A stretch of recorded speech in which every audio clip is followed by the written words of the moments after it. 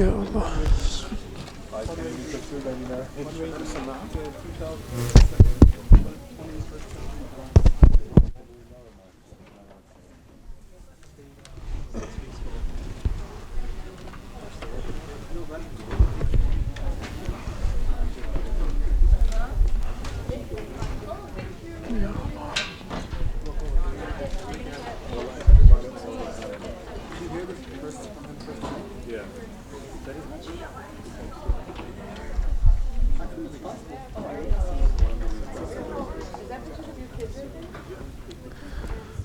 السلام عليكم ورحمة الله وبركاته.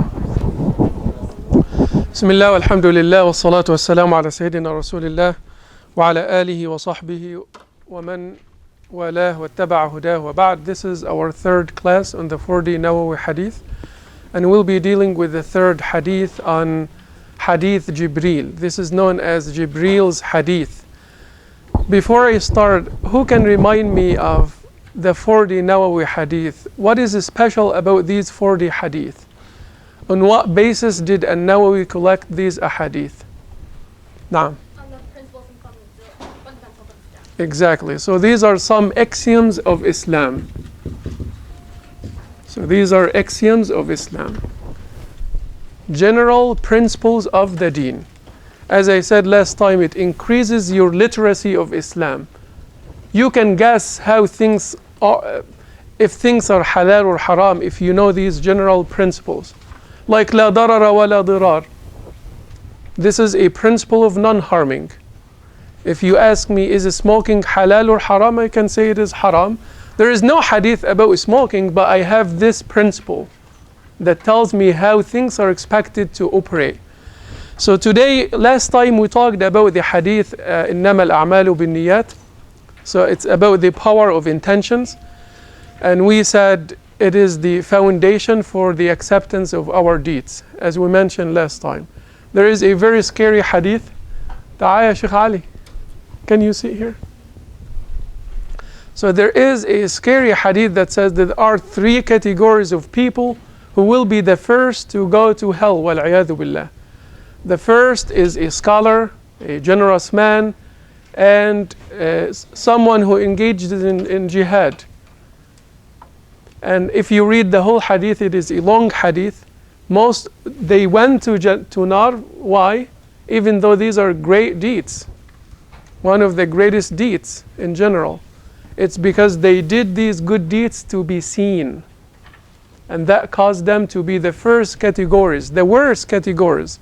Remember when we said your act of worship could become a sin if you have a bad intention. It's not your salah is wrong, it's your salah becomes a sin. Who can remind me of the example of Imam al-Ghazali? قول يا عم الدكتور. Put you on the spot. Salah being a sin? نعم. So if your intention of praying is to impress someone around you or to make them think that you're religious and that you pray regularly.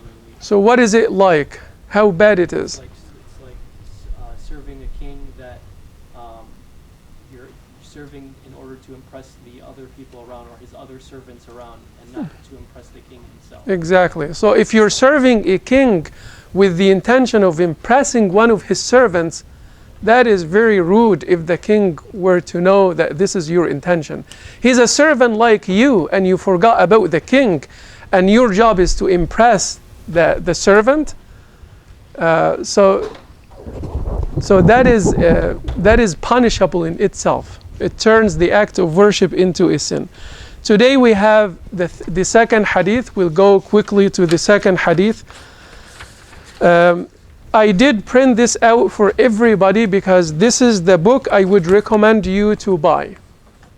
We do not have it in our bookstore, so it could be available on Amazon or any other source. This is a good translation that we can use.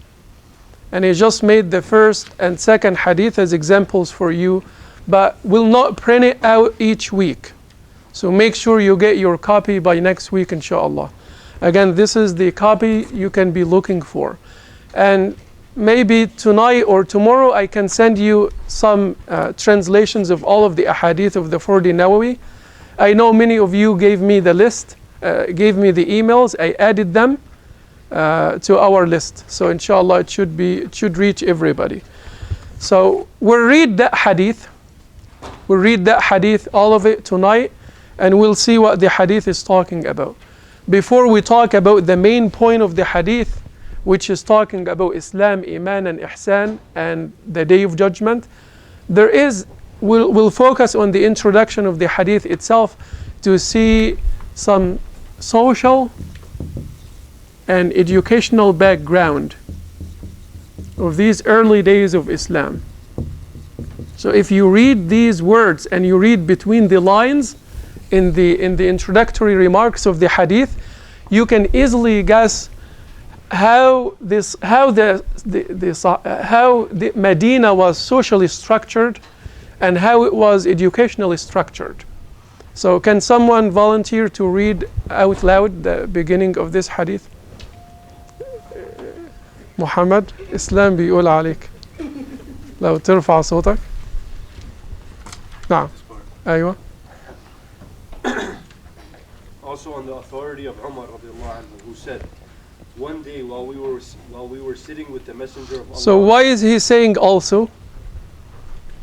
The first hadith is from him? Exactly, because the first hadith was narrated by Umar. So this is the second hadith narrated by Umar. نعم. One day while we were sitting with the Messenger of Allah, may the blessings and peace of Allah be upon him. لو تعلي صوتك أكثر. There appeared before us a man whose clothes were exceedingly white and whose hair was exceedingly black. No signs of journeying were to be seen on him, and none of us knew him. He walked up and sat down by the Prophet ﷺ, resting his knees against his and placing the palms of his hands on his thighs. He said, O Muhammad, tell me about Islam. On his thighs. Whose thighs? The Prophet. No, Jibreel. So when Jibreel sat, he was sitting like this, putting his hands on his thighs. So the side is Jibreel's. Again, Jibreel here is taking the form of a human being, because part of our aqidah is the angels can take different forms. Naam. The Messenger of Allah said, Islam is to testify that there is no God but Allah and Muhammad is the Messenger of Allah, to perform the prayers, to pay the zakah, to fast in Ramadan, and to make the pilgrimage to the house, if you are able to do so. He said, you have spoken rightly. And we were amazed at him asking him and saying that he had spoken rightly. He said, then tell me about Iman. He said, it is to believe in Allah, His angels, His books, His messengers, and the last day, and to believe in divine destiny, both the good and the evil thereof. He said, you have spoken rightly. He said, then tell me about Ihsan. He said, it is to worship Allah as though you are seeing Him, and while you see Him not yet, truly He sees you. He said, then tell me about the hour. He said, the one questioned about it knows no better than the questioner. يعني I do not know. نعم. He said, then tell me about its signs. And that's it. He said that the slave girl will- So we're having a missing page. طيب, we'll continue that inshallah. But at least we got the structure of this whole discussion. So we have Jibreel coming, and by the end of the hadith, the Prophet ﷺ would say, this is Jibreel coming to teach you about your religion. Before we start talking about the introductory remarks of the hadith, so why is this hadith significant? Why is this hadith significant? We said all of these hadith deals with axioms, general principles, and this applies to the hadith here as well. It talks about what Islam is, what Iman, what Ihsan. If someone is asking you, tell me about Islam, and you have 5 minutes, what would you say? So this is an example of what you would say about Islam. It summarizes the whole thing. That is why, as I said, it increases your literacy about Islam. This hadith is known as Sunnah. This hadith is known as Sunnah. Literally means the mother. It's like the mother of the Sunnah, meaning it is the fountainhead of the Sunnah. Because all of the Sunnah can be commentary on this. Either you're talking about Islam, or Iman, or Ihsan. So this is the fountainhead of the Sunnah, Sunnah. There is another used in the Quran. Surah Al-Fatiha is called al-Kitab, which literally, again, the mother of the book. Why is it called al-Kitab? For 2 reasons. Because the word usually, the word you know, when there is a war, the one who the war flag is called and it is usually in the beginning of in the first few lines of the army, because it leads everybody. When you see that flag, everyone is following that flag. So that flag is called So Al-Fatiha is called al-Kitab because it leads a long list of surahs in the Quran. So scholars, also some scholars in their collection of the Ahadith would start with this one, because this is to Hadith what Al-Fatiha is to the Quran. Al-Fatiha leads all of the surahs. This Hadith leads all of the other Ahadith as well. Some scholars would say Sunnah and al-Kitab is a reference that these two, Al-Fatiha and this Hadith, includes most of the general principles of the Quran here in the case of Al-Fatiha, and in the Sunnah here in the case of this Hadith. So this Hadith, because it contains and encapsulates the basic teachings of Islam, it's called Sunnah. And Surah Al-Fatiha, because it introduces and it encompasses all of the basic things about the Quran itself, it's called Kitab. It's the opening chapter of the Quran.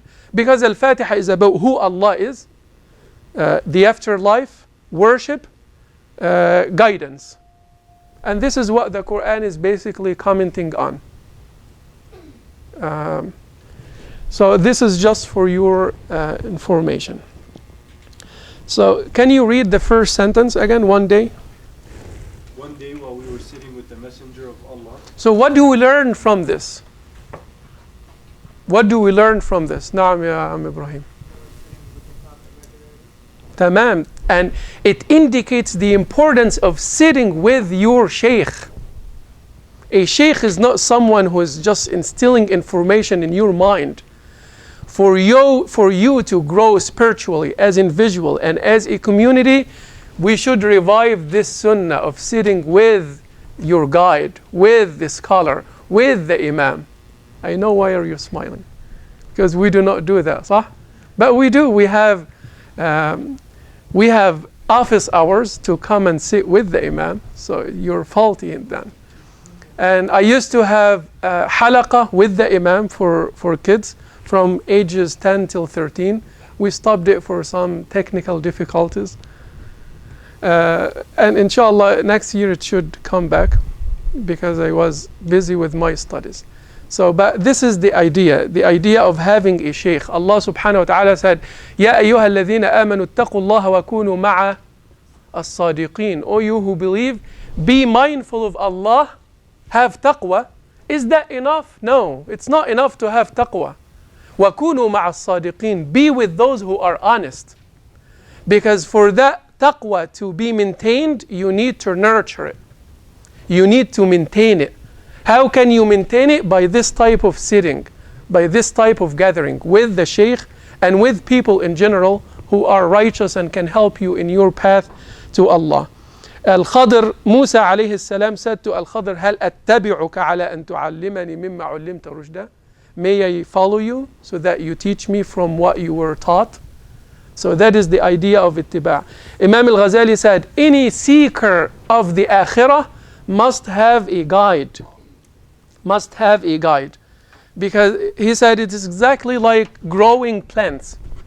He compared the idea of teacher/disciple with a farmer growing his plants.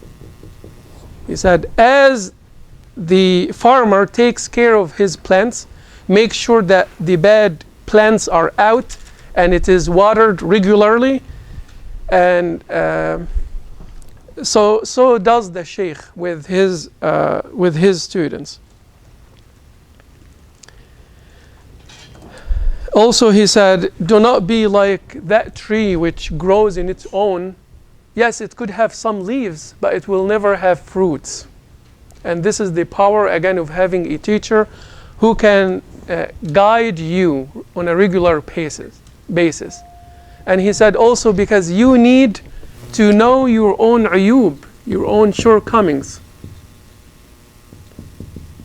And this is what the Shaykh can provide for you. In a very powerful way, he said, إن الله عز وجل إذا أراد بعبده خيرا بصره بعيوب نفسه.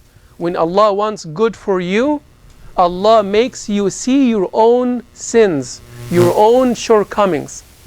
But you might say, but how would Allah, does this only depend on Allah? It starts with you in one point. The best thing you could have is صدق النية. صدق النية. This is what you can have. And the rest resides with Allah. If you have sincere and pure intention for istiqamah, you will be definitely guided.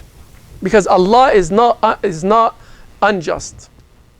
If you have the pure intention for guidance, Allah will guide you. So this rule does not break. وَلَوْ عَلِمَ اللَّهُ فِيهِمْ خَيْرًا لَأَسْمَعَهُم. If Allah knew good in them, He would make them hear. قُلْ إِن يَعْلَمِ اللَّهُ فِي قُلُوبِكُمْ خَيْرًا يُؤْتِكُمْ خَيْرًا مِمَّا أُخِذَ مِنكُمْ. If Allah knows good in you, He will give you better than what you lost. It's this idea, does Allah know that your heart has something good and solid and you're really seeking guidance? If you're really seeking guidance, praying at night, crying to Allah for guidance, and it doesn't matter how much effort it takes, you will be definitely guided. Because Allah does not turn people who are seeking Him away. So if Allah knows good in you, He will show you the shortcomings of yourself. And then he said, فَمَنْ أَرَادَ أَنْ يَعْرِفَ عُيُوبَ نَفْسِهِ. And if you also want to know your shortcomings, فَلَهُ أَنْ يَجْلِسَ بَيْنَ يَدَيْ شَيْخٍ بَصِيرٍ بِعُيُوبِ النَّفْسِ. He should sit with a shaykh who are very expert in knowing the shortcomings of the nafs. We talked about these shortcomings in seeking ihsan before. طيب, can you keep going? Next line. نعم.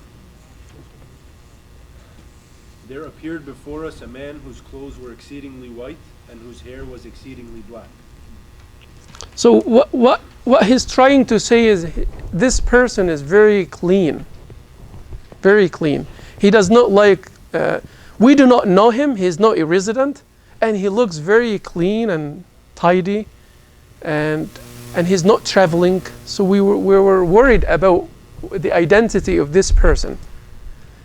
He's not a resident. It means that they all know who is there and they know each other. That is why I told you, from this hadith you can know their social background. لا يعرفه أحد منا.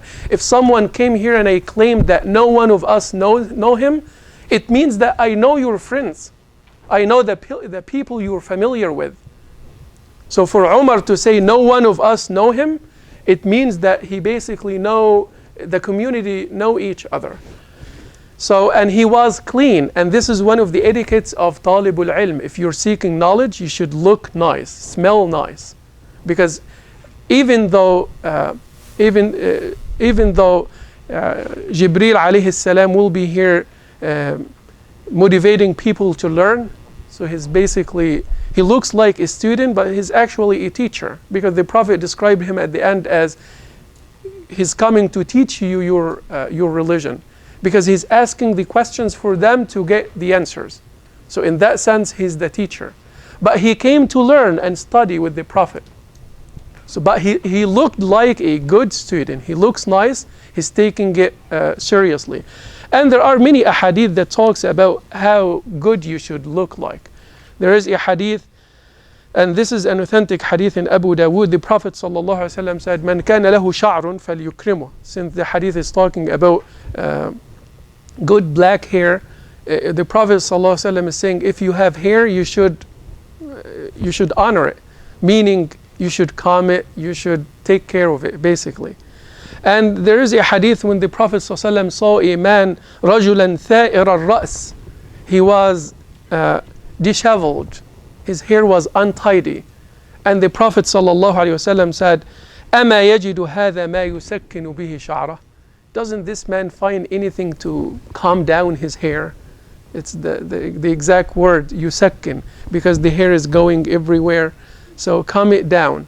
So yeah, how you look is important. How you look as a student is important in the deen. Keep going, please. No signs of journeying were to be seen on him, and none of us knew him. Again, so none of us knew him. This means that we're expected to know each other. And this is, again, it's not just for socializing. It's part of your spiritual growth. You cannot grow alone. That is why in Surah Al-Fatiha you're being reminded of this fact every day. And you're actually praying for that. اهدنا الصراط المستقيم, right? Guide us to the straight path. What path? What is the definition of this path? Allah did not say this path means you believe in this and you do this. Allah defined it by referring you to the people of that path. He defined it by referring you to the people of the path, not to what you should have in terms of information, but in terms of practice, associating yourself with the people who are already following that path. صراط الذين أنعمت عليهم, the path of those you have blessed. غير المغضوب عليهم, not those you're displeased with. ولا الضالين, or those who went astray. He defined it by the people. That is why Imam Ibn al-Qayyim said, the seekers of the Akhirah need to associate themselves with good people. Do not live alone when it comes to your spiritual journey with Allah. He said, لِيَزُولَ عَنِ الطَّالِبِ لِلْهِدَايَةِ وَحْشَةُ تَفَرُّجِهِ عَنْ أَهْلِ زَمَانِهِ. So that the people who we need to socialize spiritually and associate yourself with good Muslims. Why? So that you do not feel alone in this journey among your peers.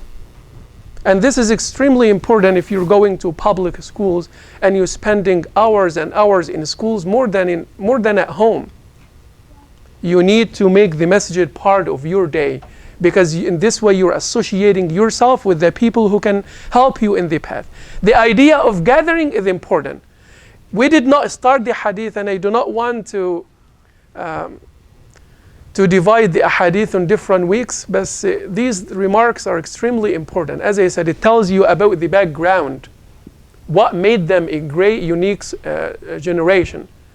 The idea of gathering is emphasized in our deen. We gather on a daily basis, on jama'ah, right? On a weekly basis, on Fridays, on a yearly basis, on the two Eid. In your lifetime, at the level of the whole ummah in Hajj. Because you're not alone. There are millions and there are 1.8 billion people who have the same beliefs like you. So this is a way of broaden your frame, your picture of who you are, your identity. You're not a minority. You're part of 1.8 billion people. Now, keep going, please. He walked up and sat down by the Prophet, resting his knees against his and placing the palms of his hands on his thighs. He said, "O Muhammad, tell me about Islam." Why would he say, "O Muhammad"? The Quran says, do not call the Prophet like the way you call each other. Why would he say that?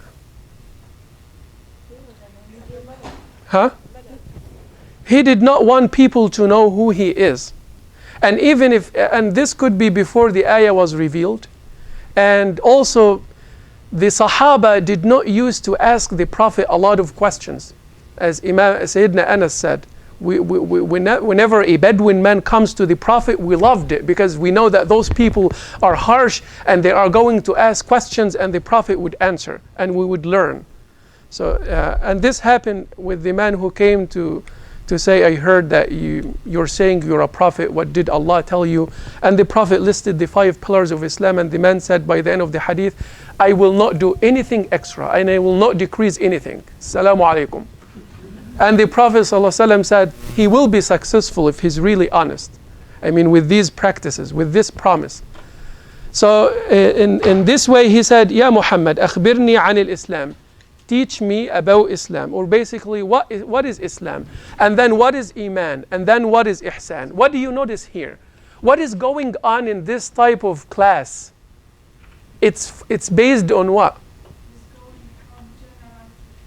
Yes, but from general into more specific.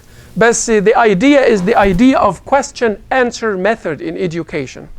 This is what would matter to us. The idea of question-answer method of teaching. It arouses curiosity in the minds of the learners. It is an old, by the way, it's an old strategy of learning. And instead of saying the worst people in the day of judgment will be the people who do bad against others, the Prophet ﷺ put it in a form of question and answer. Do you know who is a bankrupt? And everyone would say, yes, the one who doesn't have money. The Prophet ﷺ would say, no, it's the one who comes on the day of judgment and he had a lot of salah, a lot of zakah, a lot of hajj, but he abused that person verbally, he abused that person physically and emotionally, and he did all of this. Everyone will take some of his hasanat. If he doesn't have hasanat, they will give him sayyat of their own till he will be in nar. This is the one who's bankrupt. It's like a new definition. Who is a strong person? The Prophet ﷺ would ask. It is the one who defeats people in wrestling. The Prophet ﷺ would say, no. لَيْسَ الشَّدِيدُ بِالسُّرْعَةِ. A strong man is not the one who defeats people in wrestling. It is the one who controls his anger. So this idea of education is extremely important. You can try it with your kids. There is a famous theory now called the unfoldment theory. Unfoldment theory. And this is about what we're talking about. Learning can be facilitated based on the individual interest and curiosity. The questions you're concerned about are the questions that makes you learn more. It's like we all have the information, but these questions trigger the answers. Khalina, let's move quickly because we have 25 minutes left. The Messenger of Allah says, Islam is to testify that there is no God but Allah. طيب, let's move because just to finish the idea of educational lessons we learn. What did the Prophet ﷺ say when Jibreel said, when is the hour? When is the sa'ah? The Prophet ﷺ basically said, I do not know. And this is another principle in learning we should internalize in our life. Imam Malik used to say, scholars should teach their students to say, I do not know, when they do not know the answer. حتى يفزعوا إليها عند الحاجة, so that it would be their result whenever needed. We live at an age when everyone is a scholar. Everyone is a scholar. Egypt is very famous for this. Even the Quran records this habit of answering people even if you do not know. What is the ayah في Surah Yusuf? When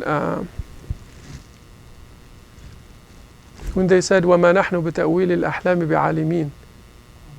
نعم قالوا أضغاث أحلام وَمَا نَحْنُ طيب, so you do not know, so why do you say it's أضغاث أحلام? So you answer a person and say, but I am not sure, I'll check it for you. You should not have answered it. But this is the idea of it's a problem in the heart. We'll come to that. But Imam Ibn Wahb said, if I wanted to fill my notebook with the questions that Malik answered as I do not know, I would do that. Imam Malik is famous for being asked 100 questions and he would answer 5 or 10 of them. And for the rest, he would say, I do not know. Ash-Sha'bi said, I do not know is half of knowledge.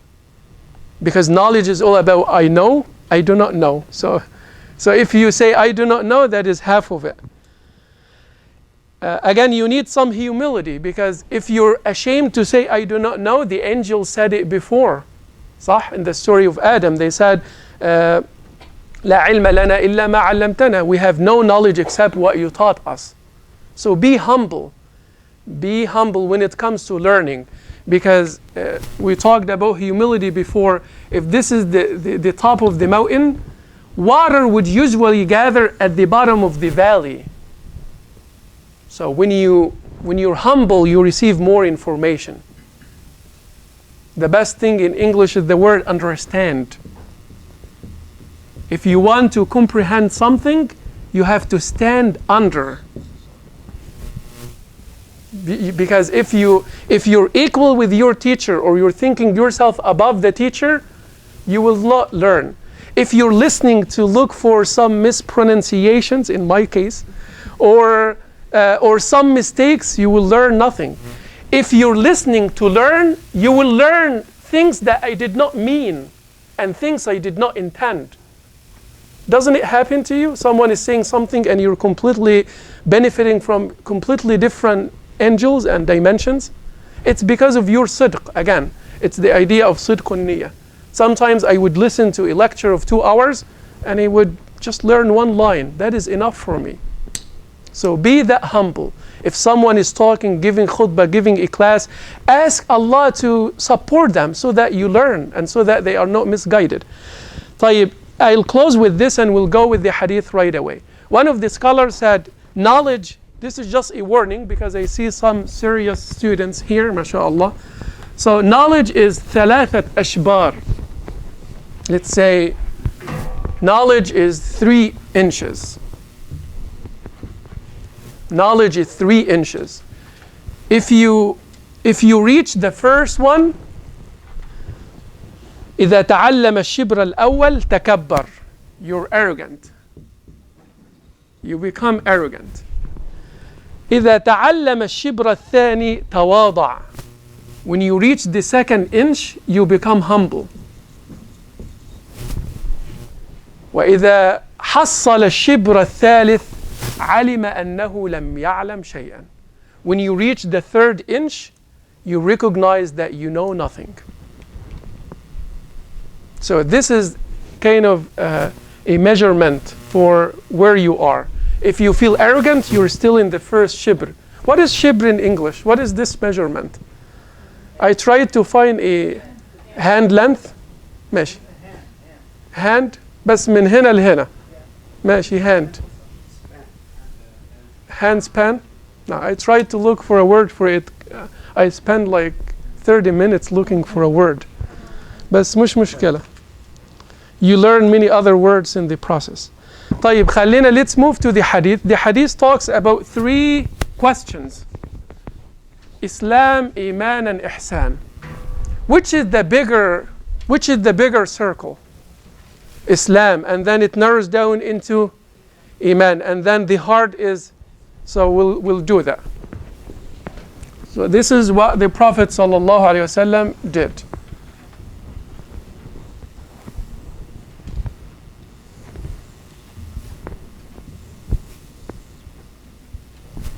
So this bigger one is Islam, and this is Iman, and this is Ihsan. The word Ihsan comes from the word that means beauty. Hasan, good or beautiful. So let's start from the 3rd one, and we'll try to broaden it as we go. So because Ihsan is the highest level. It does not exclude these, but it includes it. So what is Ihsan specifically? What is the definition the Prophet ﷺ gave to Ihsan?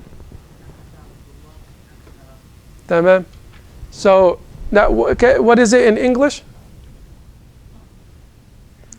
What is Ihsan? And in English, what does it mean? Good. So this is basically, if we want to paraphrase this, you can say living in the presence of Allah.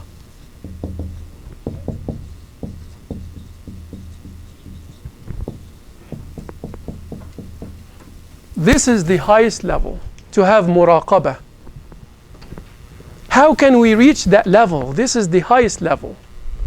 So let's, we did give a class on seeking ihsan for more than 1 year, and we need to summarize it here. So how can I reach that level, living in the presence of Allah? I would say it all starts with fikrah. It starts with the fikrah. It starts with contemplation. It starts with contemplation. So this is the tips we'll have tonight to help you revive this idea. Because if you can have living in the presence of Allah, if you can live in the presence of Allah, most of the details will be very easy for you. You will not have problems with showing off, with hatred, with jealousy, with مثلا working hard to avoid paying zakah. All of these things becomes irrelevant to you. So how can I live in the presence of Allah? There is a very good statement about the power of contemplation. Ibn Ata'illah said, Al-fikrah sirajul al-qalb. Contemplation is the lamp of the heart. It is the lamp of the heart.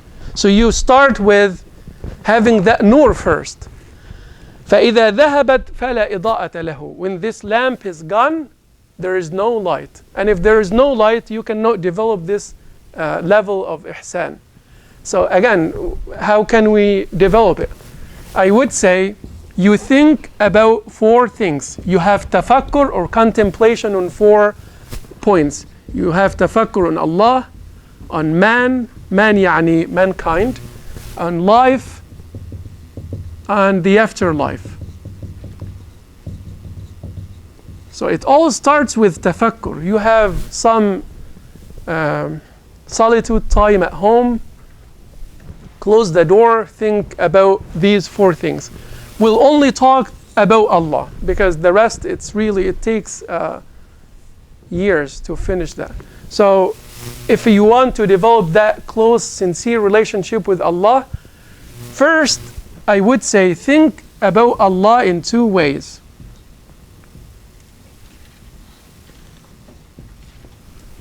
If you know these things, because we studied them before, be patient with me. So the first thing to know about Allah that would revive this ihsan is to know that Allah is the real existent. What does that mean? 100 years ago, no one who's living now was there. And in 100 years, no one who's living now will be there. So who really does exist? It's Allah. Me and you will eventually vanish. I mean, at least from the bodily and physical dimension. But the real existent is Allah. So here are some questions that you ask yourself about. The real ghafla, the real heedlessness, is when you think about someone else other than the real existent. The real ghafla is when you're being distracted by the eternal, by the temporary from the eternal. Allah is the eternal. See how bad you look like? Now this is type of different heedlessness. You might, when I say heedlessness, you might say missing a salah. No, but this is higher level of heedlessness. You feel heedless when you're being consumed and distracted by the material, by the temporary from the eternal. This thought could really transform your life. It did change me. That is why I was very happy to introduce it in that long class. Because this is the core of the deen. So you know that Allah is the real existent. Everything will vanish. The real existent is Allah. So the real ghafla is the one who's being distracted by something that does not exist. What about putting it this way?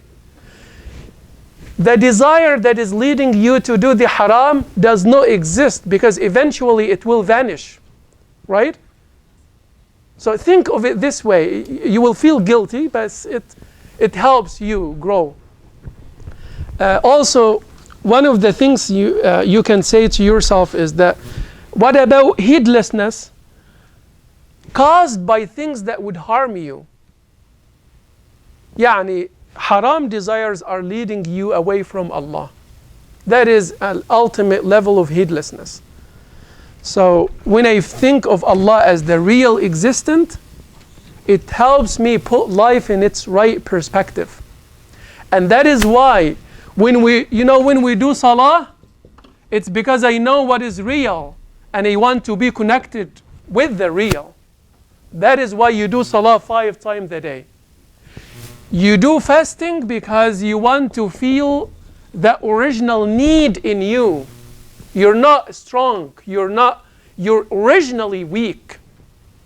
Fasting reminds you of your original nature. Because without that cup of water and this couple of dates, you're starving, you're dying. So do not make food distract you from who you really are. You're that needy creature. Remember when you were a baby, very naive, very weak, you did not change. You're as weak and naive now as you were as a baby. But the problem is you're being distracted by the power you have, by the developed faculties of reasoning you have, by the health you have, but these things do not change your nature. As we said in the Khatira before, you're needy because you need these things. If you need help, if you need money, you're needy. If you need health, you're needy. So recognize who you are, and that would help you know who Allah is. If you know yourself as weak, you know Allah as the strong. If you know yourself as poor, you know Allah as the self-sufficient, al-ghani. All of the ihsan starts with that thought. Salah would come to help you maintain these thoughts and develop it and revive it and kindle it. But if you start your journey without this basic tafakkur, you may say, why I am fasting? Why I am doing salah? Why I am going to Mecca? Because these are practices, these are the exercises. You must have some sufficient power so that these exercises will help your muscles. But if you do not start with that basic raw material, salah and all of these things may not be that effective to you. So the second thing we should know is Allah's attributes. Allah's attributes. Allah's attributes can be divided into 3 sections. The attributes of beauty, the attributes of majesty, and the attributes of holiness. بالعربي الجمال والجلال والكمال. So Allah has all of these, all of the Asma'ul Husna can be categorized under these, can be grouped under these 3 categories. Allah is Ar-Rahman, Ar-Rahim, so these are attributes of beauty. Allah is the all-powerful, and He has will, and He has irada, and He has knowledge. These are attributes of majesty. Allah has the ultimate level of all of these attributes. He is holy. What happens to you when you are in the presence of someone who is the source of all beauty, the source of all majesty, the source of all holiness? What would happen to you if you cannot imagine this? What would happen to you if you are in the presence of one of the kings of this dunya? Sometimes you forget who you are. If I asked you what was his hairstyle, you don't remember. What he was wearing, you don't remember. Why? Because you were lost in that beauty. You were lost in that power. If we really have this kind of tafakkur, we'll be lost in the beauty, majesty, holiness of Allah. And you know yourself as very small. And you know you have your nasab in the akhirah, and that is what matters. This relationship is what makes you a human being, what makes you a worthy creature.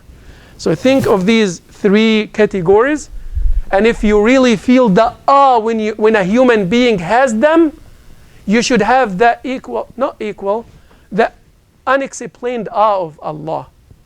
You know the Niswa in the story of Yusuf? قَطَّعْنَا أَيْدِيَهُنْ. They hurt their hands because of the beauty of a human being. What about the source of beauty? Beauty does not literally here mean physical beauty, but the ihsan, the good. Because, when you think of these attributes, you start developing love.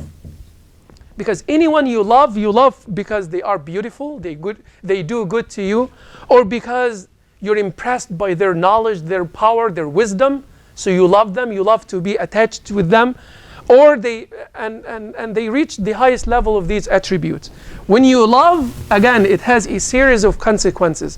When you love Allah, you hope to meet Allah. Because whenever you love anyone, you hope to see them. When you love Allah, you fear Allah. Because you fear that you will be separated from the one you love. When you love Allah, you always live in the presence of Allah. You always love to talk about Allah. You always love to talk to Allah. That is why we do dhikr, we do salah. But this is the foundation. And this is what you need to do in your heart to revive and evoke all of these feelings. When you know Allah as the real existence and the one who has these attributes, you start feeling humble. This is not something you're acting. You're nothing. Remember when we talked about the 150 billion galaxies? What is you in the 150 billion galaxies? One dot cannot represent the whole planet Earth. So where is your car? It's like a dream. And the problem that you think it is real. Sometimes you could get crazy, so be careful.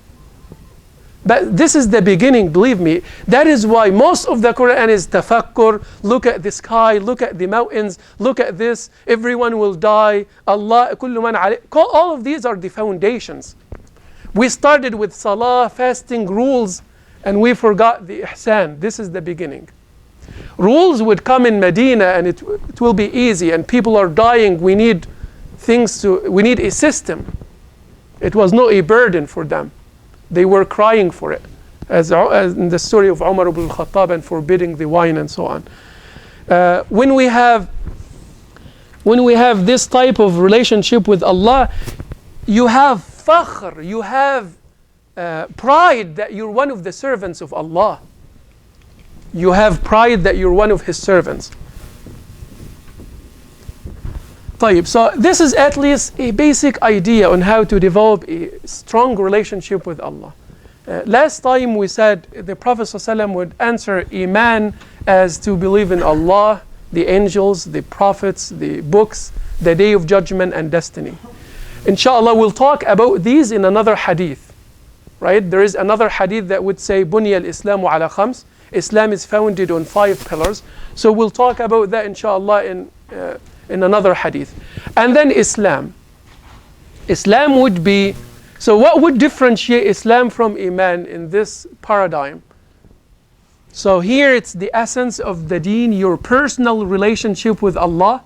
And here is the belief system. And here is more about the practices, what we see from the outside.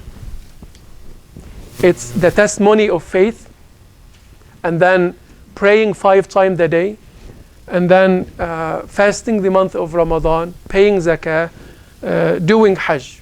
People can see you. You're even expected to be seen practicing these things.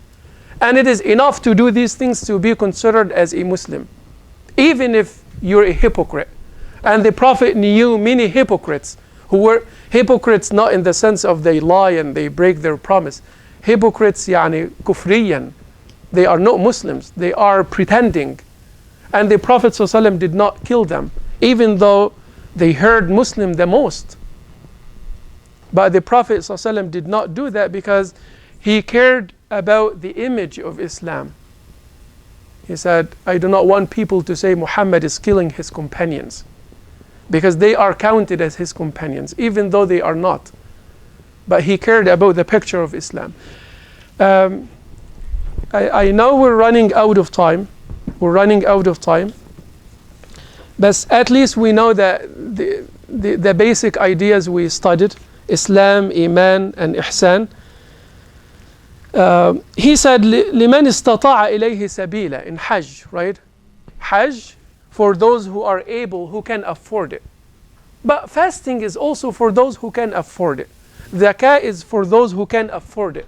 So why do you think this was added to Hajj? Any attempts? Do you understand the question? Well, it's not clear. Why would, nah. It's the most difficult ibadah, nah. But see, I heard one scholar saying, because people long for the sacred mosque. And because they are longing for it, they love to be there, they could get into debts. And Allah, the Prophet wanted to make sure to them that you don't have to go that extreme. If you can afford it, ahlan wa sahlan. If not, you're exempted. So because and again نعم صحيح نعم everyone is I didn't people used to tell me when you go and see the Kaaba you will always love to go back, and he said these are exaggerations, but when you go there you feel that it's real. It's دعوة إبراهيم عليه السلام. طيب we have another we're breaking all the rules we should be done, but can we go with the signs? طيب the signs خلينا, what about next week? We'll talk about the signs quickly and then we'll have another hadith. The other hadith I want to talk about is الدين النصيحة. I'll email you, will not go in order it seems, so we'll go with الدين النصيحة because it complements this hadith. To have faith is to give advice. We'll talk about advice and what it means. And again, I hope I am doing what Imam al-Nawawi wanted. Imam al-Nawawi wanted these general axioms to be understood, these general principles to be understood. We cannot go in details about each item. Again, thank you for making the masjid part of your day, and we'll see you next week, inshallah. If you have questions, email me. It will be tough for me, but مش مشكلة. Email me if you have questions. aa@mosquefoundation.org. جزاكم الله خير.